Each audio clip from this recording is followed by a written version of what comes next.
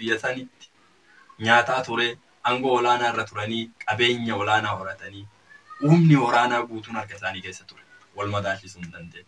Sanbiraa waraanni adda bilisummaa Oromoo kan ammaan tana lola jiru kun uf ijaaruun isaa dhugaan uf ijaaruu yoo jenne ganna sadeen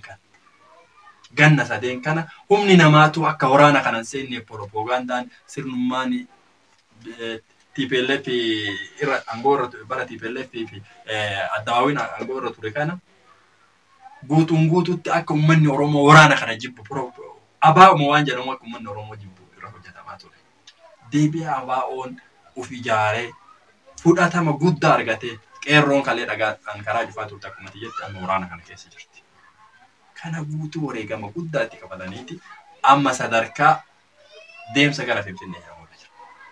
Deemsa gara Finfinnee deemnus waraanaanis Finfinnee seenuun ni danda'ama kana shakkii illee hin qabu. Akka ilma Oromoo tokkotti shakkii tokko illee hin qabu ni seenama waraanaan.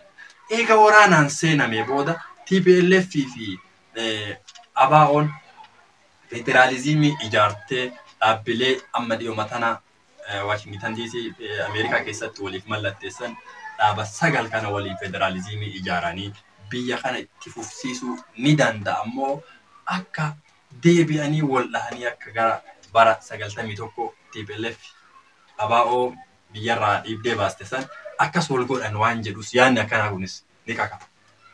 Yaada kanarratti maal jettu? Awwan beeta kanarratti fakkeenyaaf yaada mataa keenyaatti kan ibsaa jirru fakkeenyaaf qaamonni irratti waan kana walii galtee godhaa jiranii maal irratti akka walii godhan yeroo gargaraatti miidiyaa irratti ba'anii ibsaa jiran isaan. Ammoo haala qabatamaa dhugaa qabatamaa Empire Itoophiyaa keessa jiru haala itti deemaa jiruu fi wanta muuxannoo duraan ture irraa kaasee namoonni tokko wanti akkasii dhufuu danda'a wanti akkasii ilaalchuu danda'a kan jiru jira. Gama kaaniin akkuma amma garaa jirru TPLF qabsoo biyyattii keessa gaggeeffamaa jiru irratti adda durummaadhaan mul'achaa jirti. Durummaa mul'achaa jirti addunyaalleen ganamaa gargaratti akkasitti kaastee dhimma isaanii ajandaa godhaa jirti. Garuu ammatti maal beektaa kan nuti gama qabsoo uummata Oromootiin jennu yoo jiraate qabsoo Oromoon gaggeessaa ture waggoota especially waggaa tokkichaa TPLF qabsoo seenaa kana keessa hanga duraarratti ka'an ture. Amma immoo gabaastota miidiyaalee addunyaa baasan hunda keessatti yeroo waa'een TPLF gabaafamu kan waraana bilisummaa Oromoo afaan jiru agaraa jirra jechuudha gabaastota miidiyaa addunyaa baasan. Dhaabbileen addunyaalleen yeroo marii taasisanii keessaa dhiisaan jiran. Kun jechuun maal agarsiisa qabsoon waraanni bilisummaa Oromoo gaggeessaa jirus irree cimaadhaan humna godhachaa dhufee jira jechuudha. Sodaatama guddaa Empire keessatti uumaa ture jira. Fakkeenyaaf mootummaa Itoophiyaa fudhatte barii tarkaanfii waraanni bilisummaa Oromoo isarratti fudhate amanaan ture bara. Miidiyaan Itoophiyaa keessatti amani. Nama lama sadii fa'aa akkas jedhanii nama ofii qaban fa'aa wanni jedhaman. Maaliif nama beektaa isaan tarkaanfii fudhatamuu dhabeetii miti. Beekamtii kan nu diddaatu waraana bilisummaa Oromooti. Humni sun humna guddaadha. Humna sayyoo injifannee kun nurratti sooratu wanni isaan jechaa turan. Osoo isaan humna kana beekamtii kennuudhaaf qaqqabanii humni kun ammoo deebi'ee galaanaatti isaan gubbaan dhangala'ee mul'ate jechuudha dhiibbaan isaanii. Isaanillee haaluu dadhaban. Amma haaluu dadhabanii jiran jechuudha ifatti wanta jirudha. Kanaaf haala qabatamaa jirurraa yoo ilaalame dhugaa lafarra jiruun qabsoon Oromoo sadarkaa gaariirra jira. Booda yoo injifannoon dhufees yoo gara Finfinneetti ka galamu taate marii wal qixxaawatu gaggeeffama jechuun marii ergamtummaa osoo hin taane waraanni bilisummaa Oromoo Oromiyaa bakka bu'eeti. Isaan Tigraay bakka bu'anii saboonni biraas jiru. Saboonni biraas eenyummaa isaanii irratti kaabbaan tokko keessan seenne federaalizimiis yoo ta'e konfederaalizimiinis yoo ta'e akka itti biyyattii isaan buluu danda'an seentiraal gavarmantiin akka itti qoodamuu danda'u irratti waliin jiraatan. Garuu waan tokko waan uummanni keenya hubachuu qabu TPLF fakkeenyaaf hoggu takka ta'uun ni jira beekta. Lama namni siin godhu beekta. Osoo nama isaanillee akkas godhuudhaaf kan yaadan taate isaanummaan boruu eessatti akka deebi'an ni beekan. Sadarkaa kanarra hin jiru. Isaanillee sadarkaa akkasitti ni beekan jechuudha. Kanaaf sadarkaa isteejii amma irra jirruun kaleessaas kan isaan aangoo irraa buuse uummata Oromoo ta'uu beekan isaanillee. Isaanillee irraanfachuu hin danda'an. Akkuma nuti wanta isaan nu godhan ni irraanfanne isaanillee qabsoo nuti goone isaan ni irraanfatan jennee yaadna. Gama biraatiin ammoo diinummaa waggaa 27 nuuf isaan iddoo jiru caala diinummaan amma Tigraay fi Amaara akkasumas Eertiraa itti dhalatanii caala. Humni TPLF kun warri Tigraay kun diina gurguddaa lama itti jiran isaan. Diinni istiraatiijii guddaan amma isaan nagee buusuudhaaf Amaara waliin hedduu rakkatan nu caala. Rakkachuuf ta'anis gara fuulduraatti. Eertiraa wajjis diinummaa guddaa qabu. Especially loluma kana keessattuu wanti Eertiraan isaan goote ijaa guddaa. Kanaaf Empire Itoophiyaa san keessatti filannoo osoo hin taane uummata Oromoo qabachuun TPLF fileeti. Galata. Yaada ajaa'ibaati. akkuma ati jette kanaan wanti hedduun natti mul'atu. Carraan TPLF qabdu kanatti mul'atu carraa lama qofa. Tokko uummata Oromoo kana qabatte kabajaan uummanni kun saba bal'aa ta'uu saba abbaa biyya tanaa ta'uu kana hubatte federaalizimii dhugaa ijaartee waliin jiraachuu. Gahee isii barbaachisu fudhatte gahee Oromoo on qabu amantee Oromoof kennite waliin jiraachuu. Ka lammataati jaalattee osoo hin taane dirqamtee biyya Tigraay jedhamtu ijaarachuu. Wanni isaanii hafee jiru kanuma na fakkaata. Ollaa isaanii Amaara waliin jiraachuun amma booda guddoo jajjabdu. Batiilee hagasgaga walirra dalaganii guddoo jabaate. Kan biraa Eertiraa waliin duras diina turan ammas dabalataan diina bifa lammataatiin diina ta'an. Araarri bu'ee jedhamus araara namoota lamaa ture. Araara Isiyaasii fi Abiyyi ture. Araarri sunis araara hiikkaa qabu tokko illee ture. Kan inni itti Noobeelii badhaafamuu qabu osoo hin taane wanti sun waan sirriitti investigeeshinii barbaadu ture yeroo sanittu. Yeroo sanittu araara nama lama biyyitti araaramti jedhamee wanti fudhatame sun akka ani natti mul'atu dogoggora guddaa. Akkasumatti ammaan tana wanti hedduun kaka'uu hubannoo dhabaafis ta'u akka bifa uftuffii tokkoon Oromoon ammallee qophaa'aa miti. Siyaasa biyyaatii fi qophaa'aa miti. Dhaabni siyaasaa qophaa'aa miti waan jedhamu tokko jira. Biyyi bulchee aangoo itti qabate anaafatti yoo kennanii akkam godhu bulchuu hin dandeenyu. Maaliif uftuffii Oromoon dhaabni siyaasaa qophaa'aa miti. Wanni akkanaaf maaf deema maan dhaabanne yeroo ammaan tana Oromoon atamma nama siyaasa bilchaataa waan baay'ee hubattee jirta. Waan baay'ee akkasitti yoo laalte maaliif uftuffachuun nurraa barbaachisa? Maaliidhaaf akka waan Oromoo wama tokko sadarkaa tokko keessa jirreetti ufumaa Oromoon kaasuun barbaachisa. Oromoon sadarkaa guddaarra jirti sadarkaa addunyaan guutuun waa'ee siyaasa Oromoo irra dubbachuu jirtutti. Yaada akkanaa kana mee akkamiin ibsuu dandeenya? Kun beektaa wantuma waggaa dheeraadhaaf uummata Oromoo irratti hojjetamaa ture. Jechuun sirna dabran kana keessatti Oromoon akkasin taatu, Oromoon achiin geessu, Oromoon fakkeenyaaf yoo nama dhuunfuma irratti dhuunfa hawaasuma keessa jiraannu keessa yoo ilaalte wanni akkasiin hin jira bara. Taa'ee Oromoon eessa maara kun ni jira. Kun miira of tuffachuudhaa kan alagoonni waggoota dheeraa gabrummaa keessatti irraa uummata Oromoodhaatti irratti caalanii irratti fe'amee jechuudha. Kanaaf amma immoo qabatamatti dhugaa dubbachuudhaaf uummanni Oromoodhaa Empire san keessa akkuma kolonii gammachuu ayyaana jee takka jaalatame takka immoo kabajame kun yoo hafe immoo sodaatamee jiraatamu. Kun dirqama maaliif resoursiin lafeen duuda Empire san keessa jiru ka Oromooti. Wanni jiru hundi uummata Oromoo akka jira.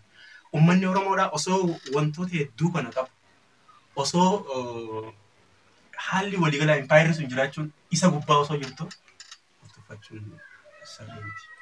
Maaliif Empire sun isarra jirti gaa. Abbummaan beezikaalii isa. Amma immoo haa ta'u haala waliigalaa keessatti yoo dhugaa dubbachuudhaaf haala amma gaggeeffamaa jiru kana keessatti miira san keessaa injifatamee bahuu ni danda'ama. Maaliif akka itti danda'amu beektaa Oromoon nama fakkeenyaaf yoo naafate lafaa kaanee Oromoo hin jennee komii eegale nuti eessa dhaabbatu jira. So akkasi deebi'uu danda'u qaba beektaa. Responsibilitiin dirqamni nama biraa irratti eegsuun ammaan godhe. Gaafa Oromoo jechuun abbaan rakkoo san keessa nama tokko ta'uu ka'e ofitti of furachuu qabda jechuudha achi keessa. Kanaaf wanni sun akka hafuufammoo ofii keessa jabaachuu qaba. Oromoon tokkoon keenya akkuma warra kaanii yoo dhugumatti qabsoo gaggeeffamaa jiru irratti hirmaannaas akka taasisu taate xiyyeeffannaas akka kennu taate cimina barbaannus ofii keenyaaf yoo ka argamsiisaa deemnu taate wanni kun hundinuu furamuu hin danda'a jechuudha. Oromoon yeroo isaan keessatti tokko ta'uu hubachuu danda'u qabna. Kana keessatti ammoo humnaaf irree jaba kan qabu Empire Itoophiyaa keessatti nu waliin jiru. Oromoo. Hedduu galatoom. Itoophiyaa qofatti osoo hin taane East Africa kana keessatti Oromoo yoo waliin kan qabuu hin danda'amu taate wal dhagahuu yoo ka danda'amu taate East Africa kana keessatti mataan Oromoo. Kana namuu hubachuu qaba. Siyaasa of tuffachuu Oromoon maali ufii kennaa of tuffachuu abbaan fedhe nu tuffatu kama singende si tuffata durayyuu beekte ka fedhe nu tuffachuu mirga qaba. Garuu ufii of tuffachuun kuni waan fudhatama hin qabne anis waan hedduu social media kanarratti arginurra Oromoo qophii miti maali miti ammallee Oromoo uummata tokko keessa jirtus TPLF deebitee aangoo qabatti maali waan jedhamu kana dagachuu qaba. Namni waan danda'e hojjetee dhaaba waraanaan sadarkaa kana hadda Oromoo salphina keessaa hambisu jiru kana bira dhaabateeti jabaatu qaba jedha. Leencoo guddoo galatoom. ani gaafilee siif qabadhee yaada waliin mari'achuuf qopheesse xumuradhee jira. Mee waan kaasuu qabna nu hafaa jette yoo jiraate karaan banaa. Tole waa hedduu haafne wanti nuti hin kaasin jiru. Ani ni jira jee yaadu. Ammoo haala walii jalatti uummata Oromootti jechuudha. Uummanni bal'aan kan dhageessan qabsoon gaggeeffamaa jiru. Haala amma impaayera Itoophiyaa keessa jiru itti siqeenyaan hordofuun gaariidha. Yeroo lolli kaaba Itoophiyaatti gaggeeffamaa ture nu galchuu jaamu isaanii nu galchuuf dhufa. Lolli kun jechuun ture dhuunfaa kiyyaanis haa ta'u bakkuma ta'etti. Kanaaf maaliif lolli kun deemee xumurri isaa Oromiyaa irratti. Oromiyaa irratti gaafa ta'u immoo Oromoon humnaa fi irree isaa jabeeffachuu qaba. Humnaa fi irree isaa jabeeffachuudhaaf qabsoo gaggeeffamaa jiru kallattii guutuun hirmaannaa barbaachisu taasisuudha. Hanga namni manatti dhufee si kakaasu. Hanga immoo hoogganni waraana bilisummaa tokko nama mana irratti deemee hanga dubbisu eeguun waan hin barbaachisnee fi kallattii jiruun qaama jiru caasaalee jiru itti siqeenyaanii waan jiru irratti hojjechuun gaariidha. Tokkummaan akka sabaatti nurraa barbaachisu. Kasalaa akka sabaa walirraa barbaadnu sunis argamuu qaba. Egereen Oromoodhaa dukkanaa miti. Egereen Oromoo yoomuu dukkanaa miti. Ifaadhaa. Yeroon itti injifannoodhaan handhuura Oromiyaa keessatti ammas deebi'anii walitti deebi'uun fagoo miti. Waraanni bilisummaa Oromoo qabsoo kan inni waliin gaggeessu jiru dhala Oromoo waliin gaggeessa gama tokkoon. Fakkeenyaaf humna waraanaa keessa kan jiru humna addaa keessa kan jiru gaafa kanaa waliin gaggeessitu akka alagaatii miti. Waa hedduutu danqaa namatti ta'a. Ammoo haa ta'u uummanni Oromoodha waraana bilisummaa Oromoo hanga barbaachisu illee jechuu baannee gargaaraan jiru jechuudha. Keessattuu warri biyya keessa gargaaraa jira. Gargaaraan jiru jechuu hin dandeenyu jechuudha. Maaliif deeggarsuma uummata Oromootii fi uummanni Oromoo diinummaa qaama aangoo irra jiru agaruu isaatiin waraana bilisummaa Oromoo ofitti qabee naannoo isaa hunda keessatti wabuun na biraa jiraachuu qaba jechuudhaan bakka hundatti dhaabbataa jira jechuudha. Kanaaf qeerroon bilisummaa Oromoo kanneen wayyaanee dhagaadhaan buusan sun amma immoo qabsoo hidhannoo keessa jiran. Garuu qeerroon qabsoo hidhannoo keessa jiru kuni waa hedduu isa barbaachisa. Meeshaan waraanaa barbaachisa, nyaata dhugaatiin isa barbaachisa, uffanni isa barbaachisa, loojistikiin isa barbaachisa. Waa hedduudhaan uummanni akkuma isa gargaaru sun kan fagoos kan dhiyoodhaas deeggarsi itti fufaan gaggeeffamuu qaba jechuudha. Kanaaf amma asirratti gaheen hin jiru. Fakkeenyaaf ijoolleen qabsoo gaggeessaa jiran kun meeshaalee tokko takkaan fudhatanii haa eeggatan malee meeshaa gahee hin qaban. Baay'ee jarri warri taa'aa beektaan fi madaa fi waan meeshaalee gurguddaa adda addaa qabatanii ittiin deemaa turan. Ijoolleen isaanii kasala waraana kan jiran kun hedduun isaanii injiinaringii makalaakiyaa barachaa turan ammas. Biyya alaafaatti warri argamanii baratan ijoolleen sun. Ijoolleen kun ammoo gaafa ijoolleen Tigreedhaa deemtee baratan warra dhagaa darbatee isaan aangoo irraa buusutu. Amma ammoo gad deebi'anii kanneen isaan kaayyoon sanyii sun galma gahuu qabachuudhaa fi leenjii fudhatanii leenjuma salphaadhaanii qabsoo addaa gaggeessaa jiran. Kanaaf qabsoon amma gaggeeffamaa jiru kun kallattiin amma impaayera Itoophiyaatti deemaa jiru kun gara uffataatti deemaa waan jiruuf as keessatti uummanni Oromoo cimee akka bahuuf humni waraana bilisummaa Oromoo qabsoo gaggeessaa jiru kun uummanni Oromoodhaa duuba jiraachuu isaa afaaniin qofa osoo hin taane fiizikaali waan hundaanuu mirkaneessuu qaba jechuudha. Yaa baay'ee galatoomi. Wanti guddaan akka yeroo Tigraay keessaa mo'atamee bahu mootummaan Abiyyi fuudhee dajan waan jedhan warra duubaan nu deeggaru uummata nu deeggaru dhabnee achi keessaa baane kan mo'ate uummata dhanii akkuma ta'u dubbatte kana kan mo'ate uummata. Yeroo waraanni gara lolaatti deemee jara walii wal lolu duubaan waan baay'ee godhamaa ture. Bishaan marziifa kennuufii turan. Waan akkanaa kana irraa ture. Dhuguma wanti guddaan humna uummataa wanni danda'u tokko illee ni jiru. Uummanni keenya ammallee akkuma boleessi kiyya jedhee kan dammaqinis dammaqee diinummaa mootummaa kanaa hubatee mootummoota dabran keessatti yeroo haadhaaf otti gadi baasanii ilma isaa ajjeesan hin argarreen dhageenye. Sirna abbaa irree dabre galatoonfachuu kiyya osoo hin taane ilmaan ufiitiin nama kennaati jettuun yoo kun sirratti raawwatamu hedduu kan nama jinquu fi kan nama jeequ waan akkana kana. Akkuma inni jedhee ilmaan Oromoo lamaan walitti deebitee wal loluun ammas karaa biraatiin deebi'aniiti.